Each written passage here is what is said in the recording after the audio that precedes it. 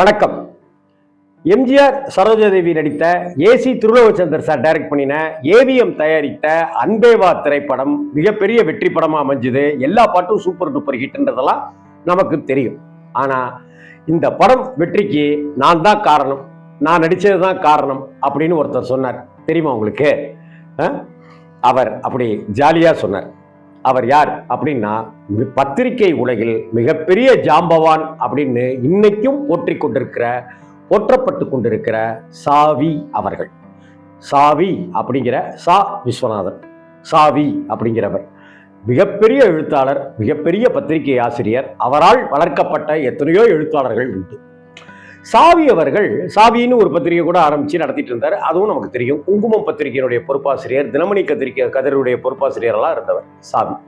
அவர் அந்த படப்பிடிப்பு ஏவிஎம், அந்த அன்பேவா படப்பிடிப்பு நடந்துட்டு இருக்கிற அந்த சிம்லாவில், காஷ்மீர், அப்படி அந்த பகுதிக்கெல்லாம் அப்படி போயிருக்கும் போது இவரும் கூட வரார். அந்த பட அனுபவங்களை பற்றி எழுதுவதற்காக அப்படி வரார்.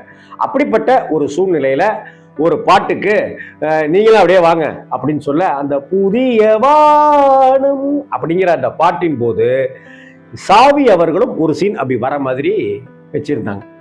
அதனாலதான் இந்த படம் வெற்றி அடைஞ்சதுக்கு நான் நடிச்சதுதான் காரணம்னு சாவி அவர்கள் கிண்டலா குறிப்பிட்டிருந்தார். நான் சக்தி விகடன்ல உதவி பொறுப்பாசிரியரா இருக்கும்போது பொறுப்பாசிரியரா இருந்தவர் ரவி பிரகாஷ் அப்படிங்கிற ஒரு அற்புதமான மனிதர். நல்ல ரசனை மிக்கவர், விகடன்ல சாவியினுடைய வளர்ப்பவர், சாவி அவர்களால் வளர்க்கப்பட்டவர். விகடன்ல பல வருட காலம் இருந்து ஓய்வு பெற்றுட்டார். ரொம்ப ஆக்டிவா இருக்கக்கூடியவர். அவர் என்கிட்ட பல தடவை பல விஷயங்களை பகிர்ந்துட்டு இருக்கார். கலைஞர் சாவி அவர்களை கைது செய்தப்ப கலைஞர் நடந்துட்ட விஷயம், சாவி பத்திரிகையினுடைய ஒவ்வொரு தருணம் அப்படிங்கிற பல சுவையான விஷயங்கள் எல்லாம் பகிர்ந்துட்டு இருக்கார். அப்படி அவர் பகிர்ந்துகிட்ட ஒரு விஷயத்த, ரவி பிரகாஷ் சார் பகிர்ந்துகிட்ட ஒரு விஷயத்த தான் உங்கள்கிட்ட இப்ப சொல்லிட்டு இருக்கிறாங்க. அப்ப அங்க ராணுவ வீரர்கள் எல்லாமே இந்த படப்பிடிப்பை பார்க்கறதுக்கு வந்திருக்காங்க. அவங்கள எல்லாமே எம்ஜிஆர் சந்திச்சு பேசியிருக்காரு. அவங்கள்ட்டலாம் நிறைய நேரம் அவங்கள்ட்ட பேசி அவங்களோட புகைப்படங்கள்லாம் எடுத்துக்கிட்டு அவங்களோட உரையாடுறது அப்படின்லாம் எம்ஜிஆர் செய்யறத பார்த்து சாவி அவர்களுக்கு ஆச்சரியம். எப்படிப்பட்ட மனுஷன், எவ்வளவு அழகா எல்லாருக்கிட்டையும் சகஜமா பழகிறாரு. அதுவும் எல்லையில பாதுகாக்கிற பணியில வெயில், மழை, பனி எதை பத்தியுமே கவலைப்படாம நமக்காக, நம்ம தேசத்துக்காக உழைக்கிற, பாடுபடுகிற காவல்காரர்களா இருக்கிற அந்த ராணுவ வீரர்கள் கிட்ட எம்ஜிஆர் எவ்வளவு அபரிவிதமான அன்பை பொழிந்து கொண்டிருக்கிறார் அப்படின்னு சாவி சார் வியந்து பார்த்துட்டு இருக்கிறார் ஒரு பத்திரிகையாளரா இருந்து. அப்ப பேசிட்டே இருக்கும்போது ஒவ்வொருத்தட்டையா பேசுறாரு, ஒவ்வொருத்தட்டையும் நலம் விசாரிக்கிறாரு. அப்ப அவர்களுக்கு ஒரு நிவாரண தொகையும் அவர் அங்க கொடுக்குறாரு. அதை அடுத்து ஒரு பையன், ஒரு ராணுவ வீரர் வணக்கங்கய்யா, நல்லா இருக்கீங்களா, ரொம்ப உங்களை பிடிக்குங்கய்யா, எங்கள் குடும்பத்துக்கெலாம் உங்களை பிடிக்குங்கய்யா, அப்புறம் எங்கள் அம்மாவுக்காக ஒரு புடவை ஒன்று வாங்கி வச்சுருக்கேன்யா, இதை நீங்கள் தமிழ்நாட்டுக்கு போனீங்கன்னாக்க எங்கள் அம்மாவுக்கு நீங்கள் சேர்த்துடுறீங்களா, எங்கள் அம்மாவுக்கு ஒரு லெட்ரு தரேன், அதையும் கொஞ்சம் நீங்கள் கொடுத்துட முடியுமாங்கய்யா, யார் மூலமாவது அப்படின்னு சொல்லி கேட்க, எழுதி கொடுங்க அப்படின்னு எம்ஜிஆர் சொல்ல, அந்த இராணுவ வீரர் உடனே அம்மாவுக்கு ஒரு கடிதம் எழுதுறாரு. அந்த கடிதத்தையும் அம்மாவுக்காக ஒரு கொஞ்சமான ஒரு கம்மியான ரேட்டில் ஒரு புடவை ஒன்று வாங்கியிருக்காரு. அந்த புடவையையும் அந்த லெட்டரையும் எம்ஜிஆர் கிட்ட கொடுக்குறாரு. எம்ஜிஆர் அதை வாங்கிக்கிறாரு, தன்னுடைய உதவியாளர்கிட்ட கொடுக்குறாரு. படப்பிடிப்பு ஒரு கட்டத்தில் முடிஞ்சு அவர் சென்னைக்கு வராரு. சென்னைக்கு வந்த கையோட தன்னுடைய உதவியாளரை கூப்பிட்டு, அந்த வீட்டு அட்ரஸ் எல்லாம் நம்ம வாங்கியிருக்கோம் இல்லையா, அந்த வீட்டு அட்ரஸ்க்கு நேராக ஒரு ஆள் போங்க அப்படின்னு சொல்லி, எங்கேயோ ஒரு கிராமத்தில், எந்த ஊர்னு எனக்கு ஞாபகம் இல்லை, அப்படி ஒரு கிராமத்தில் அந்த அம்மா குடியிருக்காங்க.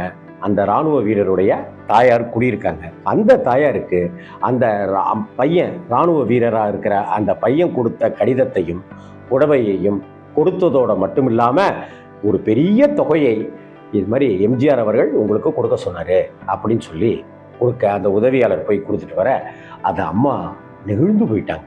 இந்த விஷயமெல்லாம் அந்த இராணுவ வீரருக்கு பல மாதங்கள் கழித்து தெரிகிற தருணத்தில் அந்த இராணுவ வீரர் நெகிழ்ந்து போயிட்டார்.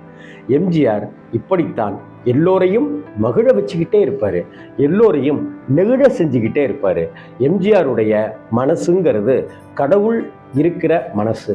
கடவுள் எப்படி எல்லோருக்கும் கருணை கொண்டவராக காட்சி தர்றாரோ அது மாதிரி தான் எம்ஜிஆர் அவர்கள் எல்லோரிடமும் கருணையும் வாஞ்சையுமாவே வாழ்ந்தார் அப்படின்னு சாவியா இருக்கட்டும், மற்றவர்களாக இருக்கட்டும், பலர் இதை சொல்ல சொல்ல நாம கேட்டுக்கிட்டே இருக்கிறோம். அந்த இராணுவ வீரருடைய மனசு எப்படி இருந்திருக்கும்?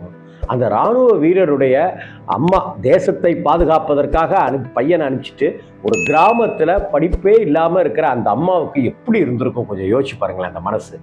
பையன் வாங்கி கொடுத்த புடவை ஒரு பக்கம், பையன் எழுதியிருக்கிற கடிதாசி ஒரு பக்கம், தமிழ்நாட்டையே பின்னாடி ஆளப்போகிற அந்த எம்ஜிஆர், மக்கள் மனசுல ஆண்டு கொண்டிருக்கிற அந்த எம்ஜிஆர் அவர்கள் கொடுத்திருக்கிற ஒரு பெரிய தொகை. அந்த பெரிய தொகைங்கிறதுக்கு அன்னைக்கு ஒரு வீடே வாங்கிடலாம், அன்னைக்கு 20 பவுன் நகையே வாங்கிடலாம். அந்த பெரிய தொகையையும் கொடுத்த அந்த எம்ஜிஆருடைய மனசை நாம் என்னன்னு சொல்றது? சாவி அவர்கள் இதை பற்றி ஒரு கட்டுரையாக சாவியில எழுதின ஒரு விஷயத்தை சாவி இல்லை, வேற ஒரு பத்திரிகையில எழுதின அந்த விஷயத்தை ரவி பிரகாஷ் அவர்களோட நான் பணியாற்றி கொண்டிருக்கும் போது பல உரையாடல்களில் இதெல்லாமே சொன்னார். இந்த விஷயத்தை அன்பேவா சமயத்தில் அன்பே உருவன கொண்ட எம்ஜிஆர் அவர்கள் செய்த இந்த விஷயத்தை தான் உங்களோட ஷேர் பண்ணிக்கணும்னு ஆசைப்பட்டேன். இந்த வீடியோ உங்களுக்கு பிடிச்சிருந்ததுன்னா லைக் பண்ணுங்கள், கமெண்ட் பண்ணுங்கள், ஷேர் பண்ணுங்கள். இது மாதிரி எம்ஜிஆர் மட்டுமின்றி பல சுவாரஸ்யமான ஒரு 50 வருடங்களுக்கு முன்னாடி என்னென்ன மாதிரியான மனிதர்களெல்லாம் நம்ம நாட்டில் இருந்திருக்காங்க, என்னென்ன மாதிரியான கலைஞர்களெல்லாம் நம்ம நாட்டில் உலவி இருக்காங்கன்ற பல விஷயங்களை உங்களோட பகிர்ந்துக்கிறதுக்கு நான் எப்பவுமே தயாராக இருக்கேன். வணக்கம்.